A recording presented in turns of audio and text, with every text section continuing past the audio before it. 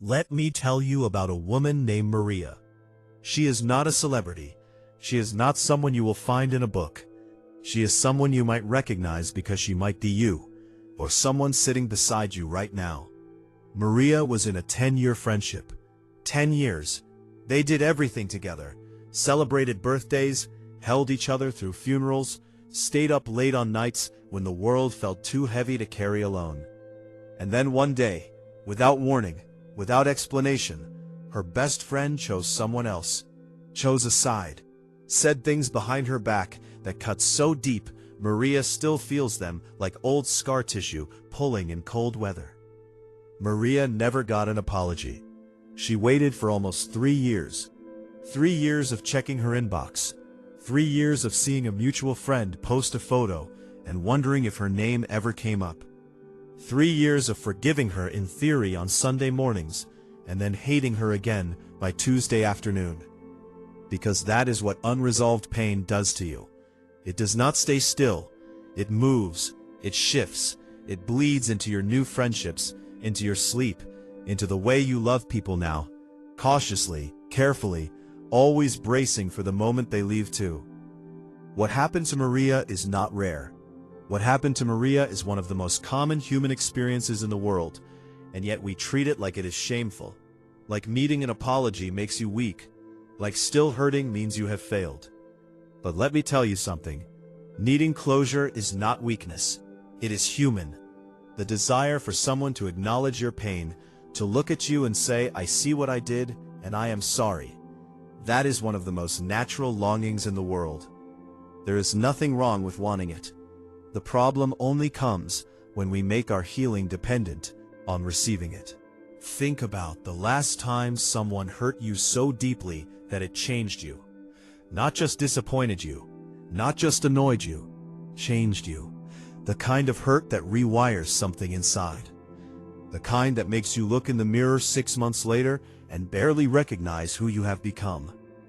Maybe it was a parent who was supposed to be your safe place, but was not. Maybe it was a spouse who stood at an altar with you and made promises they eventually shattered. Maybe it was a mentor, a pastor, a boss, someone who held authority over your life and used it carelessly, or worse, used it deliberately. There is something uniquely devastating about being hurt by someone you trusted.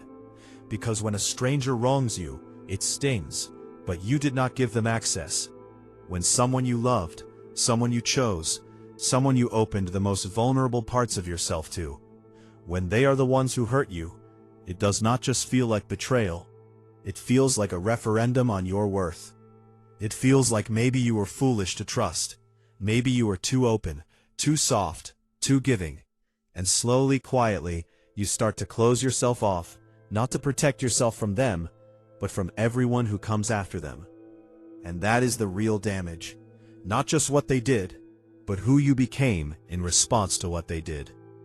The walls you built, the love you withheld, the dreams you stopped chasing because somewhere inside you decided that hope was just pain in a prettier dress.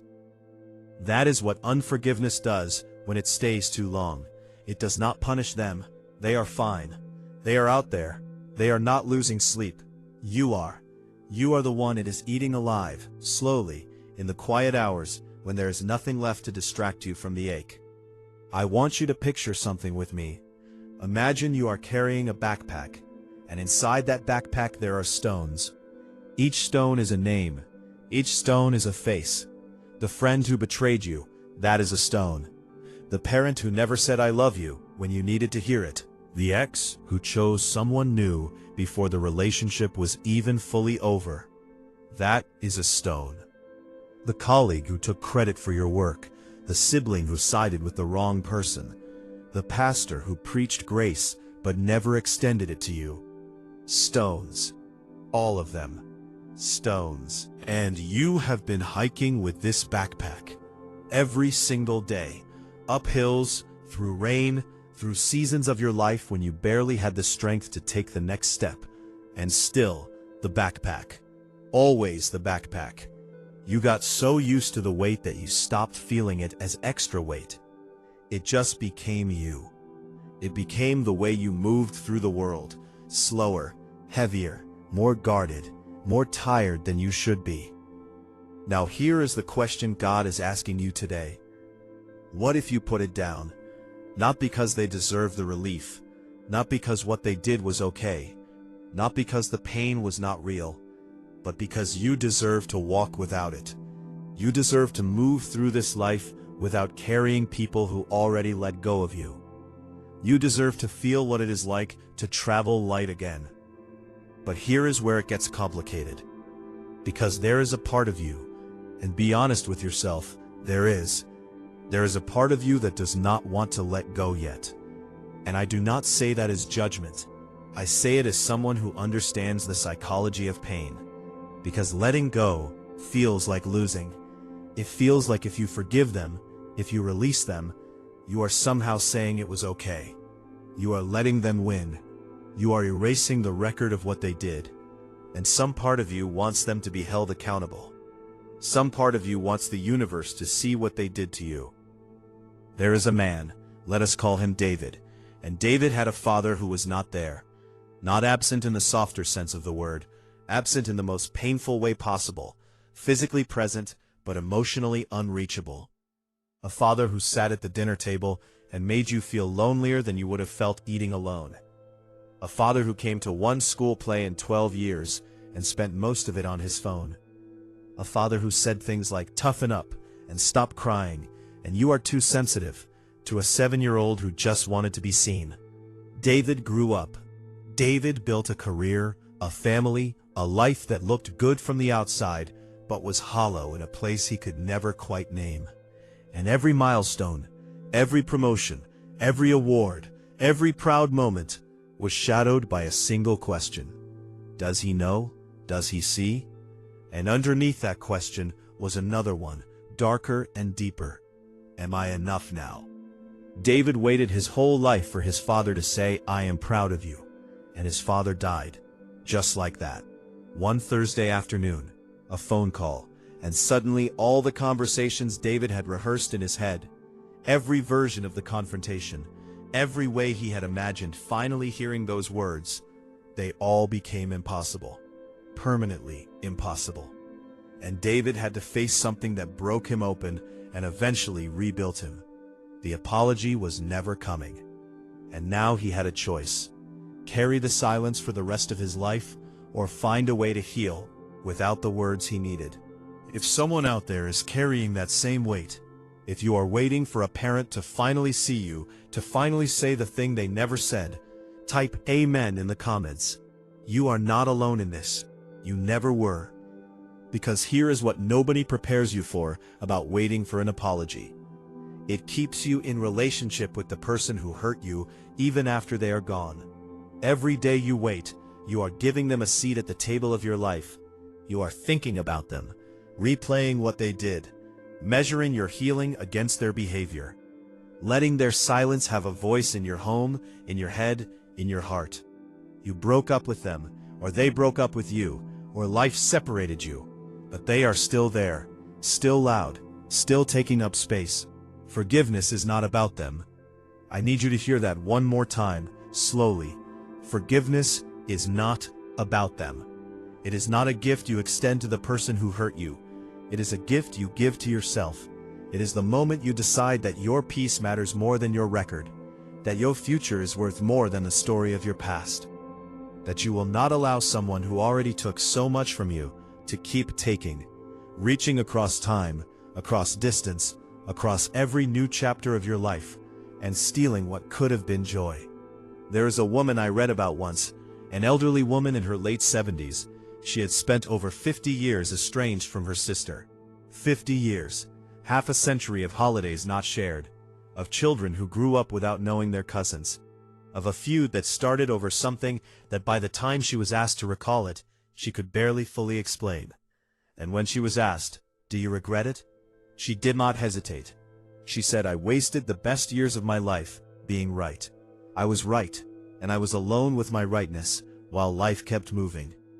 That sentence, "I was right, and I was alone with my rightness," I want you to sit with that. Because some of us have chosen being right over being free. We have chosen the validation of our wound, over the liberation of our future.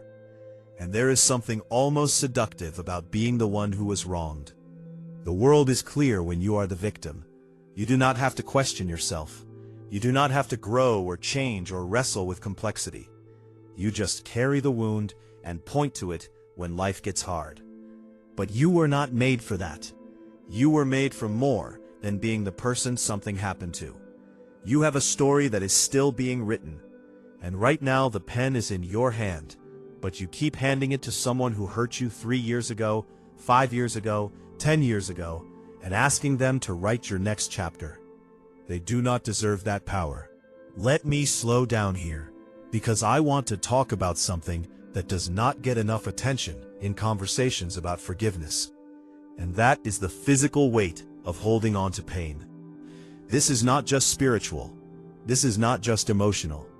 Science, actual medical science, has shown us that chronic unforgiveness, long-term resentment, the constant state of alert that comes from unresolved trauma, it lives in the body.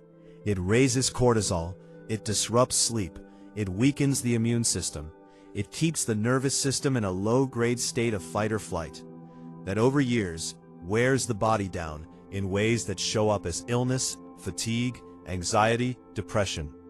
Your body is carrying what your mind has refused to process. That tension in your shoulders, some of it is them. That trouble sleeping, some of it is them. That heaviness that comes over you in unexpected moments, in the middle of a normal Tuesday, when nothing is wrong, and yet something feels wrong, that is old pain looking for a door out. And the door is not more time. The door is not the apology you have been waiting for. The door is a decision, a daily, sometimes hourly, sometimes moment-by-moment decision that says, I choose to release this, not because it didn't matter, but because I matter more. Think about what you have missed. This is not meant to add pain, but think about it honestly. The relationship you kept at arm's length because the last person burned you. The opportunity you talked yourself out of because your confidence was eroded by someone who tore you down and never built you back up. The laugh you held back. The dream you dismissed as foolish before it even had a chance to become real. The person who tried to get close to you and hit a wall they never understood because the wall was built for someone who was not even in the room. There is a cost to staying wounded. A real, measurable daily cost. And I'm not here to make you feel bad about it. I'm here to make you feel the urgency of it. Because the life you were meant to live is waiting on the other side of this release. Not a perfect life, but a free one. A life where you are no longer tethered to someone else's failure to show up for you. A life where your mornings belong to you again. Where your peace is not at the mercy of a text message that may never come. I want to tell you something that might feel counterintuitive. Sometimes the people who hurt us the most are people who were themselves deeply broken. Not to excuse what they did, not to minimize what you felt, but to expand the frame just slightly. The mother who was cold and critical was likely mothered by someone cold and critical. The father who was absent was probably running from something, pain, shame, a wound of his own that he never knew how to name. The friend who betrayed you may have learned early in life that loyalty was a luxury, that survival required a different kind of arithmetic. Here is what I want you to know about God and your healing. He is not waiting for you to perform forgiveness. He is not standing at a distance withholding grace until you get your emotions into compliance.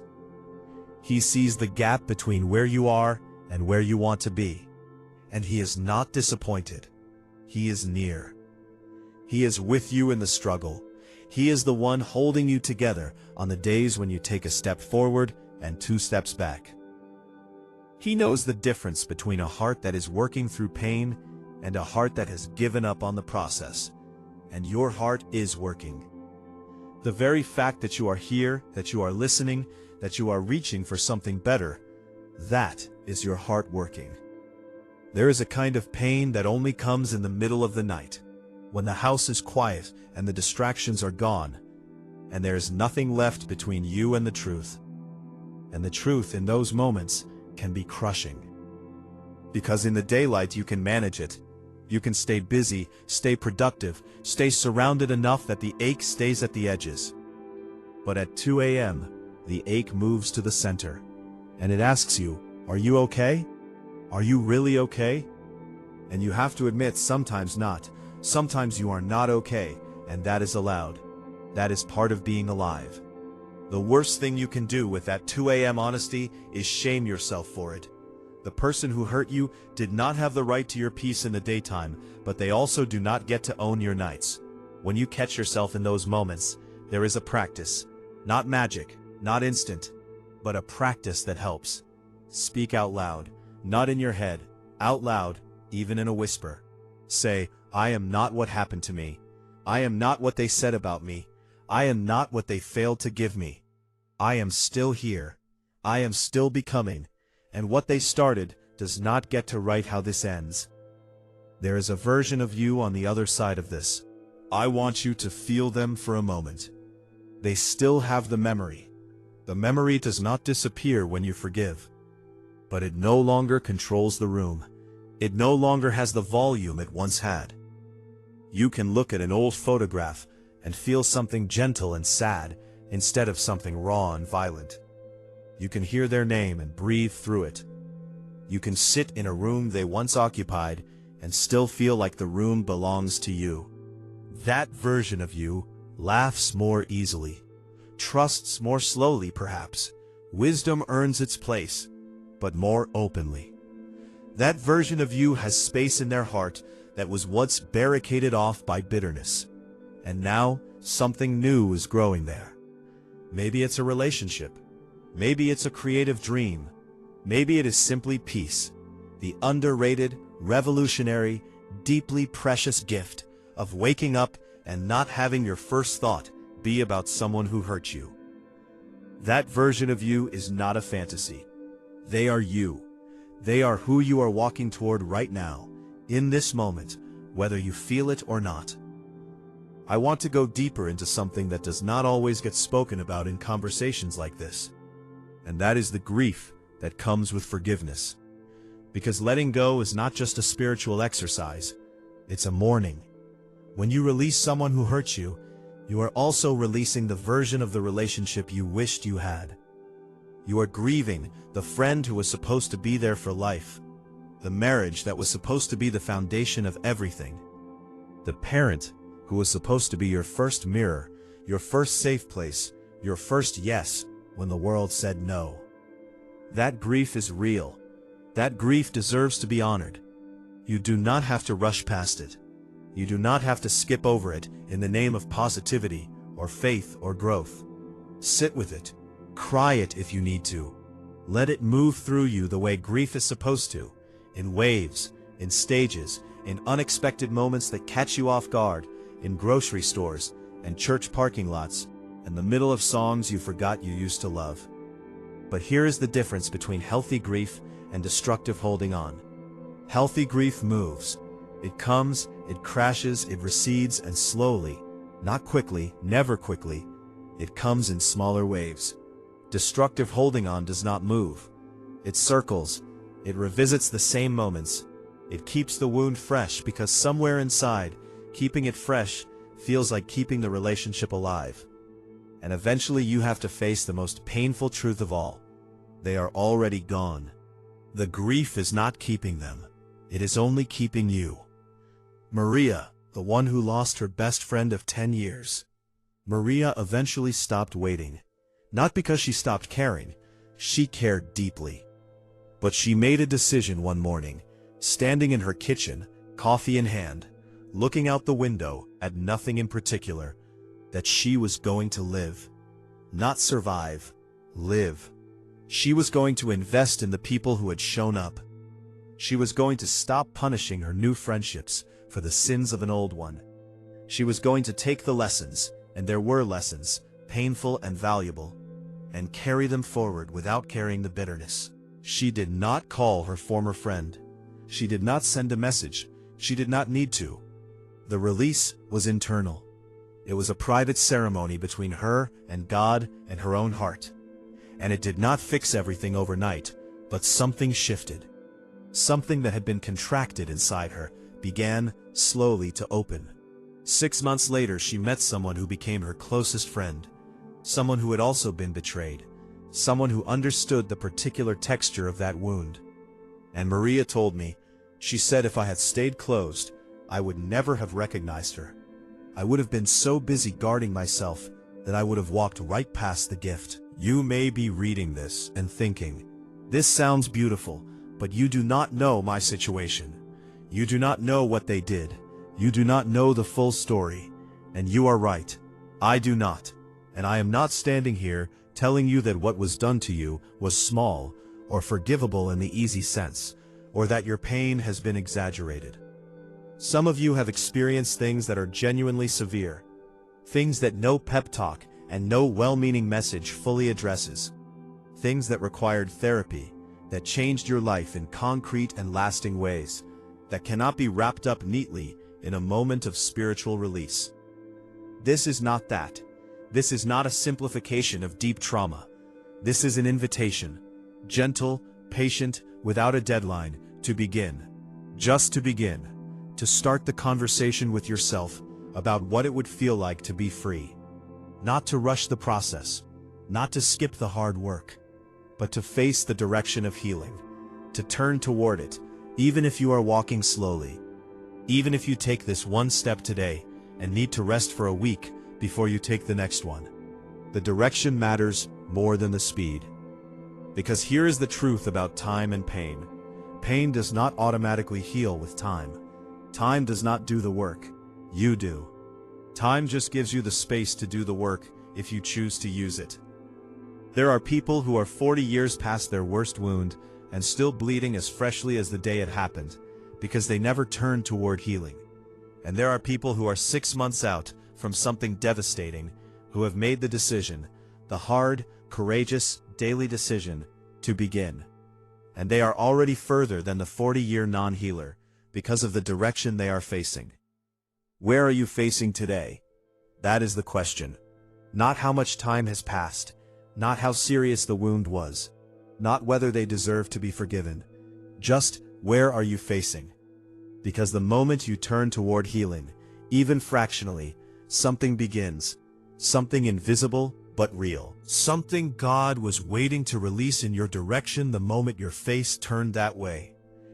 And I want to speak now to the person who has been told, directly or indirectly, that their wound is not significant enough to warrant this much attention. The person whose pain was minimized, who was told to get over it, who was made to feel dramatic for still hurting, who was compared to someone who had it worse, as if pain operated on a scale that made theirs irrelevant. Your pain is real. It does not require a certain threshold to be valid. You do not have to have survived something catastrophic for your emotional wounds to deserve care. Small betrayals can leave deep marks. A single sentence spoken at the wrong moment by the wrong person can lodge itself in the architecture of your self-belief and take years to extract. A friendship that ended without explanation can haunt you longer than a dramatic falling out. What you feel is real, and you deserve to heal from it, regardless of whether anyone else thinks it was significant enough.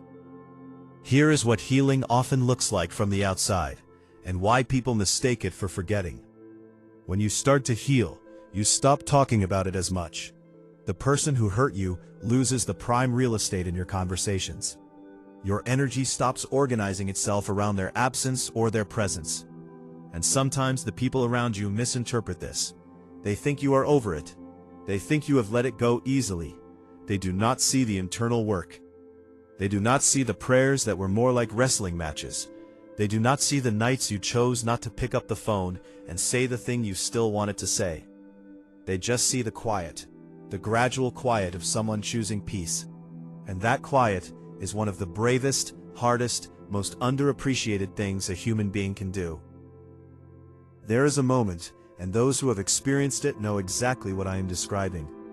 There is a moment when you realize you went an entire day without thinking about them. A full day. And the realization itself is strange and slightly disorienting, because even that thought, the thought of not thinking about them, briefly brings them back. But underneath that, There is something new, something that feels almost like lightness. A day. A whole day that belonged entirely to you. Then 2 days. Then a week where they only entered your mind once or twice instead of constantly. And slowly, so slowly, it almost does not feel like progress. The weight redistributes. They stop being the center of your inner world and start being a story in your past.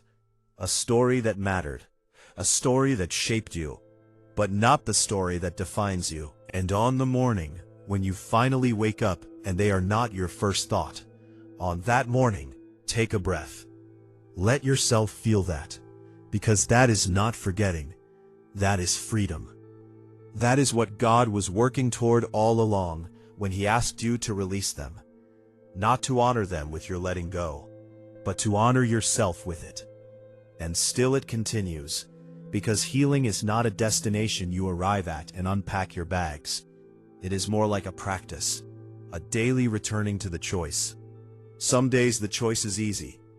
Other days something happens, a song, a smell, a date on the calendar, and the wound speaks up again. And on those days, the practice is not to perform being healed. The practice is to return to the truth that says, I have already chosen this. I am not going back. I may feel this today, but I am not defined by this today. I have already turned my face toward healing, and I am continuing to walk that way, even now, even on this hard day. The person who walked away from you cannot take your future from you. The person who never apologized cannot dictate what the rest of your life looks like.